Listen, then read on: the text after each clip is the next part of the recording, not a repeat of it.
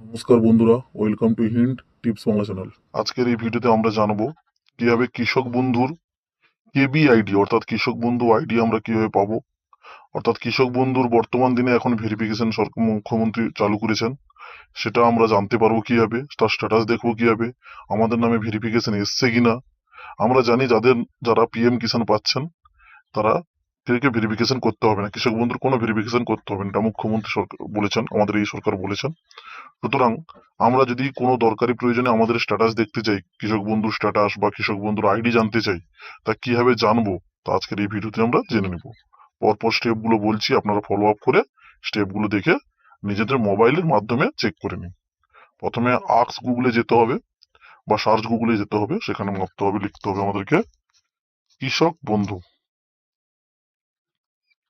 কৃষক বন্ধু লেখার পরে প্রথমে যে অফিসিয়াল ওয়েবসাইটটি আসবে, সেই অফিসিয়াল ওয়েবসাইটে প্রথম কৃষক বন্ধু লেখা রয়েছে, ওইখানে ক্লিক করতে হবে। ক্লিক করার পরে আপনারা দেখতে পাবেন কৃষক বন্ধু সম্পর্কিত একটা অংশ, আবার রয়েছে দেখতে পাচ্ছেন কৃষক বন্ধু সম্পর্কিত একটা ওয়েবসাইট, নথিভুক্ত কৃষকের তথ্য, কৃষি বিভাগ, আদেশ স্মারকলিপি আর কোঅপারেটিভ ব্যাংক, আমার আর হেল্পলাইন নাম্বার রয়েছে।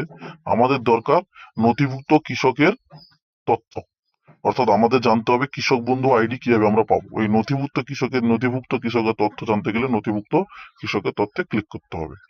এইখানে আমাদের কি দিতে হবে, এইখানে আমাদের দিতে হবে আপনারা যে সার্চ অপশনে আসছেন, এখানে সার্চ অপশনে দেখতে পাচ্ছেন, সিলেক্ট অপশনে দেখতে পাচ্ছেন, এখানে যে কি কি অপশন গুলো রয়েছে দেখে নিব আমরা। সার্চে পাশে দেখবো সার্চ অপশন করে, এখানে ভোটার কার্ডের মাধ্যমে সার্চ করতে পারেন, আধার কার্ডের মাধ্যমে, ব্যাংক অ্যাকাউন্ট দিয়ে, কেবি আইডি, মোবাইল নাম্বার অর্থাৎ অ্যাকনোলেজমেন্ট নাম্বার। সবচেয়ে ভালো হবে আপনারা আধার কার্ড নাম্বার দিয়ে সার্চ করবেন, কারণ আপনাদের কাছে না আছে কেবি আইডি, না রয়েছে আপনাদের কোন নাম্বারটি মোবাইল নাম্বারটি যোগ করা রয়েছে তা জানেন না। এখানে আপনাদের আধার কার্ডের নাম্বারটা সার্চ করবেন, ঠিক আছে, বসাওয়ার পরে এখানে আই এম নেট রোবট এটাতে ক্লিক করবেন। এটাতে ক্লিক করার পরে এখানে সার্চ অপশন আছে, এই সার্চ অপশনে ক্লিক করবেন, ঠিক আছে। এই সার্চ অপশনে ক্লিক করার পরে আপনারা আপনাদের ডিটেলস জানতে পেরে যাবেন, ঠিক আছে।